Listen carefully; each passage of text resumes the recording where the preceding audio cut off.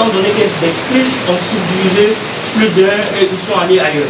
Ma candidature n'a qu'un seul objectif, rassembler les enfants d'Oufoué et au-delà, rassembler les enfants de ce pays. Ma candidature ne viendra pas créer de crise, bien au contraire.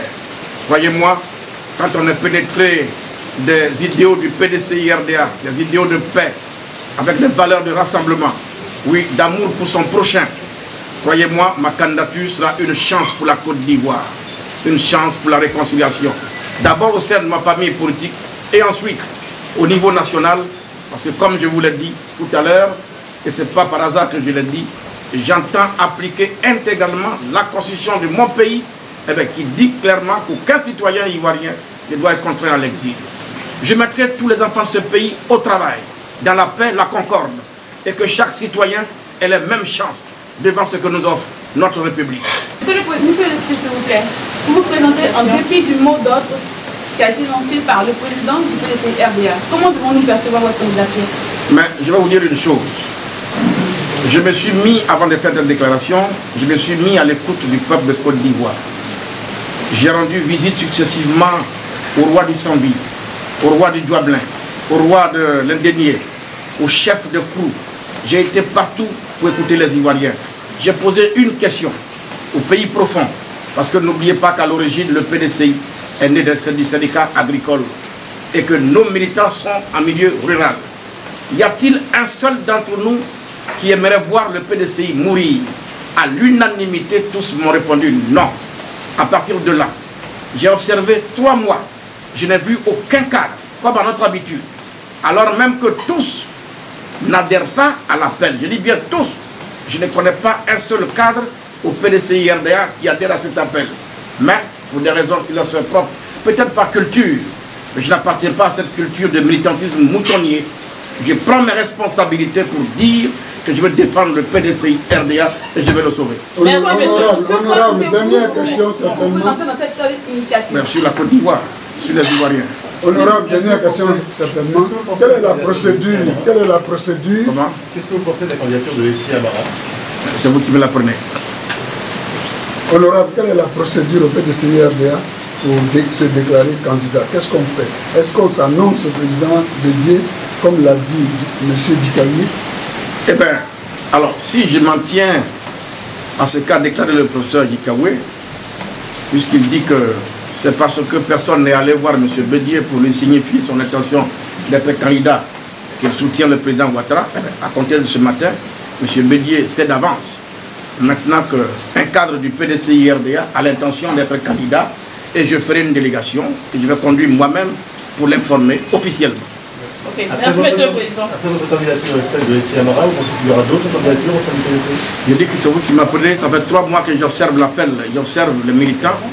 Je ne crois pas que, excusez-moi, si j'avais la preuve que quelqu'un pouvait affronter la situation, peut-être que je ne serais pas là ce matin.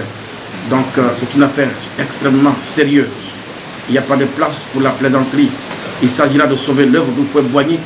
Et ça fait 3 mois que Bédié a lancé son appel. Ça fait 3 mois que nos militants, sans le doute, ils sont perturbés. Ils ont besoin de quelqu'un pour les rassurer, pour les conduire. Et je me propose justement de les conduire et de les rassurer. Vous dites vouloir rassembler tous les Ivoiriens. Est-ce que vous avez déjà commencé des discussions avec des membres et des cadres du FPI, dont la participation à la prochaine présidentielle est pour l'instant très incertaine? Vous vous souvenez certainement de mon voyage récemment à La Haye. Voyez-vous, je suis député élu de la nation. Et je pense que la réconciliation dont la Côte d'Ivoire a besoin, et j'ai l'habitude de le dire, comme Oufou le disait par le passé pour la paix, qui n'est pas un vain mot, la réconciliation ne peut pas non plus être un vain mot. Il faut que ce soit des actes, surtout de la part des décideurs dans ce pays. Vous savez, nous en Afrique, et surtout singulièrement en Côte d'Ivoire, l'Ivoirien se reconnaît par des petites choses. Par des petites choses. Quel que soit le degré d'animosité qu'il puisse avoir entre 2 Ivoiriens, dès qu'il y a un deuil, ça nous réconcilie systématiquement. Je pense quand même, objectivement, M. Gbagbo a été quand même président de ce pays pendant 10 ans. J'imagine qu'il a permis à beaucoup d'Ivoiriens de s'épanouir. Il a nommé beaucoup de ministres qui sont encore au gouvernement aujourd'hui. Il n'a pas fait que du mal à tout le monde. C'est cet ancien président de la République de Côte d'Ivoire qui a perdu sa mère. Et quand on veut la paix, et quand on est ivoirien, on est solidaire dans les moments de douleur, comme ces moments-ci. J'ai été à La Haye justement pour donner l'exemple et dire après tout, appelons ou faisons appel à notre génie ivoirien. C'est de ça qu'il s'agit. Quelqu'un qui est celui qui peut agir de cette façon, eh bien, c'est pour vous dire qu'il est prêt à faire. Devant l'intérêt de la Côte d'Ivoire, aucun sacrifice ne peut être grand. Je parle avec tous les cadres, qu'ils soient du RDR, qu'ils soient du FPI, qu'ils soient du PDCI, parce que c'est ce qu'Oufoué m'a appris, le dialogue. On dialogue forcément avec un autre et non avec soi-même. Je suis un homme d'ouverture, parce que je ne pense pas que la politique, ce soit le milieu où on vient juste pour se faire des ennemis. Bien au contraire. Il y a un temps de campagne. Une fois que c'est fini, celui qui est élu se met au service de l'ensemble des Ivoiriens, y compris ceux qui l'ont combattu. C'est ça la République. Comme elle se passe en France, comme elle se passe ailleurs, elle peut se passer chez nous. Il n'y a pas de raison qu'on fréquente les mêmes universités et qu'à la pratique, nous soyons condamnés à bricoler comme on le fait chaque fois. Il faut sortir notre pays de là. Notre peuple est un grand peuple, un peuple de dignité. Il faut revenir à nos valeurs. Les valeurs qui ont fait la Côte d'Ivoire un grand pays.